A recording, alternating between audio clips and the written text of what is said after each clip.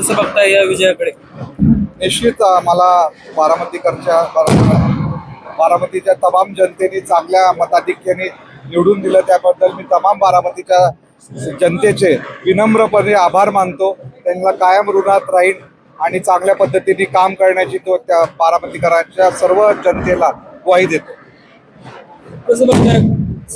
3 अपक्ष निवडून आलेले आहेत, 3 पक्षाच्या चिन्हावरती निवडून आले. कुठेतरी या ठिकाणी 6 जागावरती अपयश मिळाल्यामुळे कुठेतरी ही होते. निश्चित या विजयाला दुःखाची किनार आहे. 6 जागा आमच्या काही ठिकाणी 3 अपक्ष आणि 3 पक्षाच्या चिन्हावर निवडून आलेल्या आहेत विरोधकांच्या.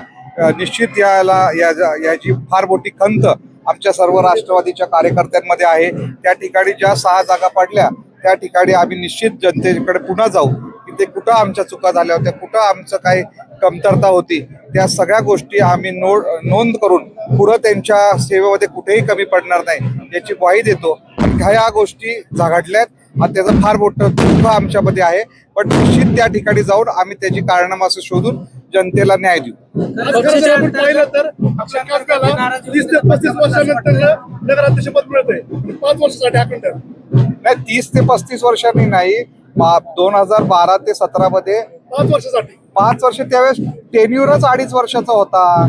आता टेन्युअर 5 वर्षाचा झाला. संध्याताई बोबडेला टेन्युअर 5 वर्षाचा मिळाला. नंतर 7 ते 5 हे टेन्युअर हा जो राज्य सरकार निर्णय घेईल, नगरपालिका अधिनियमामध्ये काय काय बदल होतात त्या पद्धतीने तो टेन्युअर असतो. हो, निश्चित ह्याचा हे आहे की आत्ताचा जो लोकनियुक्त नगराध्यक्ष असतो त्यामध्ये संध्याताई बोबडे आपल्या लोकनियुक्त नगराध्यक्ष होत्या, सौ पौर्णिमा तावरे आपल्या लोकनियुक्त नगराध्यक्ष होत्या. त्यांना सगळ्यांना 5-5 वर्षाचे टेन्युअर मिळाले, म्हणून आता तो 5 वर्षाचा लोकनियुक्तचा टेन्युअर आपल्याला मिळालाय आणि तो कसल्याला नाही, संपूर्ण बारामतीला मिळालेला आहे. त्यामुळे त्या संपूर्ण बारामतीच्या जनतेचे मी आभार मानतो. पक्षाच्या गटबाजीमुळे फटका बसला असं वाटतंय का? नाही, गटबाजी कुठलीच नव्हती. तुम्ही बघितलं की काही ठिकाणी काही वेगवेगळे प्रश्न निर्माण झाले, त्यामुळे हा पराभव त्या उमेदवाराला सामोरं जायला लागला. निश्चित आम्ही त्याची कारणं शोधू. गटबाजी कुठेच नव्हती. एखाद्या ठिकाणी काही कार्यकर्ते नाराज असतील तर त्यांना आम्ही कुठंतरी समजून घेण्याचा कमी पडलो असेल. तुम्ही गेल्या वेळेस बघताल तर गेल्या वेळेस जे 4 उमेदवार निवडून आलते त्यामध्ये काका आमचे स्वर्गवासी आदरणीय काका देशमुख होते, बबलू होता म्हणजे ते पिता पुत्र होते, विष्णुपंत चौधर होते आणि सुनील सस्ते होते. ते गेल्या वेळेस निवडून आले. आता ते कोणाकडले निवडून आले? आता आपल्या कुटुंबात 4थ्यांदा संधी मिळते. सुरुवातीला दिवंगत नगराध्यक्ष म्हणून आपल्या आजोबांनी काम पाहिलं, त्यानंतर वडिलांनी काम पाहिलं, आपल्या मातोश्रींनी काम पाहिलं आणि आता आपल्या 4थ्यांदा संधी कुटुंबामध्ये मिळते. काय सांगाल? निश्चित 4थ्यांदा संधी मिळाल्याबद्दल मी सर्वांचे आणि पक्षाचे आभार मानतो की त्यांनी मला संधी दिली. पण निश्चित मी या संधीला एक आव्हान बघतो, कारण की मला ज्या वेळेस आमच्या कुटुंबाला संधी दिली त्या वेळेस बारामतीची परिस्थिती आणि आता 2025ची बारामतीची परिस्थिती खूप वेगळी आहे. आता जवळपास बारामतीमध्ये 1,02,000 पेक्षा जास्त मतदारसंख्या आहे. लोकसंख्या तर 2011च आपल्याकडे गॅझेट आहे. अजून लोकसंख्या 2021ची झालीच नाही कोविडमुळं. आता ती झाल्यावर आपल्याला कळेल की लोकसंख्या किती आहे. पण फ्लोटिंग पॉप्युलेशन जवळपास 50,000चं आहे. 1.5-2 लाख लोकांची लोकसंख्या असलेलं फार मोठं शहर झालेलं आहे. आपण एक महानगरपालिका होण्याच्या उंबरठ्यावर 3 लाख मतदारसंख्या झाल्यावर महानगरपालिका होते. पण आपल्या शेजारचाही भाग माळेगाव असेल, इकडं वंजारवाडी असेल, हे भाग कटफळ सुद्धा असतील, हे जी बारामतीला शिव किंवा मेडद असेल, हे शिव बरोबर असल्यामुळं बारामती कुठं संपते आणि कुठं ग्रामीण भाग चालू होतो असं लक्षात येतलंय. त्यामुळं सर्वांगीण विकास करणं ही फार मोठी जबाबदारी आहे. चांगल्या पद्धतीने आदरणीय दादांनी आणि वहिनी साहेबांनी, सुनेत्रा वहिनी साहेबांनी जो विकास केलाय त्याला आता नवीन उंचीवर नेण्यासाठी आदरणीय दादांच्या मार्गदर्शनाखाली आम्ही सर्व नगरसेवक व नगराध्यक्ष कटिबद्ध आहोत. विरोधकांकडनं त्यांनी खरं तर नाराजी व्यक्त केली, कारण अजित पवारांनी मला तिकीट फायनल केलं होतं, मात्र काही जण अजित पवारांच्या कारणात सांगून तिकीट रद्द करायला होतात. अशी काही अजित पवारांचे जे अपक्ष राहिलेले कार्यकर्ते त्यांनी नाराजी व्यक्त केली. कसं बघताय? असं का कोणच नसतं. दादा सगळ्यांच्या कार्यकर्त्यांचं ऐकतात. सर्वच जे मागणी करतात पक्षाकडे उमेदवार ते सर्व तोलाबोलाचे असतात. ते सगळ्यात 10-15 लोकांतून एक जण उमेदवार म्हणून राहतो. 13-14 जण किंवा जे काही उमेदवार इच्छुक असतात ते नाराज होतात. कुठंतरी आम्ही ते नाराजी काढायला कमी पडलो. हे सुद्धा एक कारण असेल की विरोधी उमेदवार यायचं किंवा अपक्ष उमेदवार यायचं. पॅनलमध्ये खरं तर देताना दादांच्याकडून काही चूक झाली का? कारण आतापर्यंत 6 उमेदवार अपक्ष हे निवडून आलेले आहेत. 6 उमेदवार अपक्ष उमेदवार निवडून आलेले नाहीत.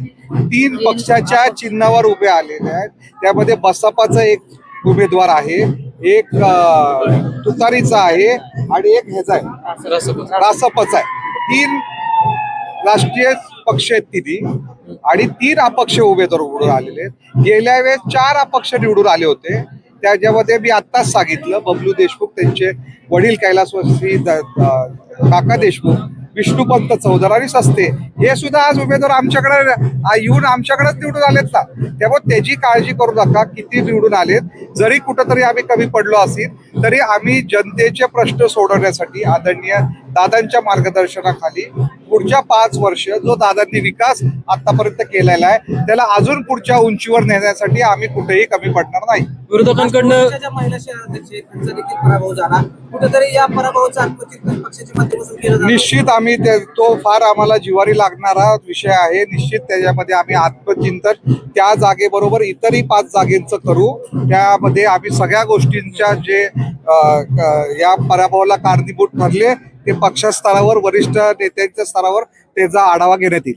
विरोधकांकडनं सतत म्हणजे मागं प्रचारामध्ये आरोप केला जात होता की विकास हा फक्त भिगवण रोड पुरता होता, गल्लीबोळात झाला नव्हता. आता त्या मुद्द्याकडे तुम्ही कसं घेऊन जाणार आहात, कशी भूमिका मांडणार आहात? विकास हा भिगवण रोडला झाला होता असं लोक म्हणतात. तुम्ही ज्या भागामध्ये तुम्ही माझ्या बरोबर आता पुढच्या महिनाभर मी सगळ्या पत्रकारांच्या वतीने आणि पत्रकारांच्या साक्षीने सांगतो की आपण निश्चित सगळ्या भागांमध्ये जाऊ.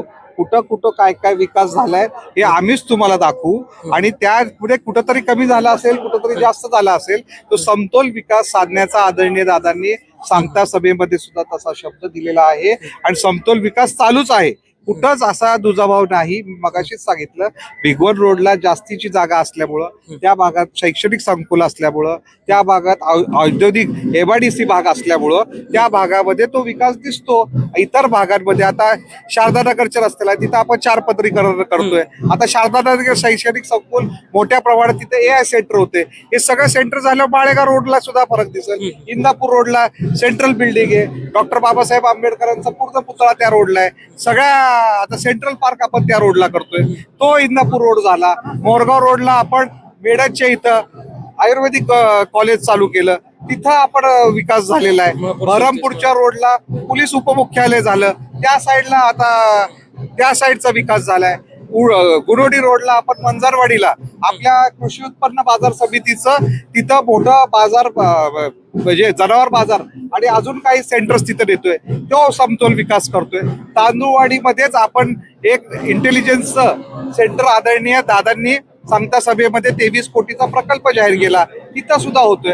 असा समतोल विकास करणे हीच दादांचं काम आहे. दादा असा कधीही दुजाभाव करत नाही. या भागाचा विकास झाला त्या भागात हे सपशेल खोट आहे.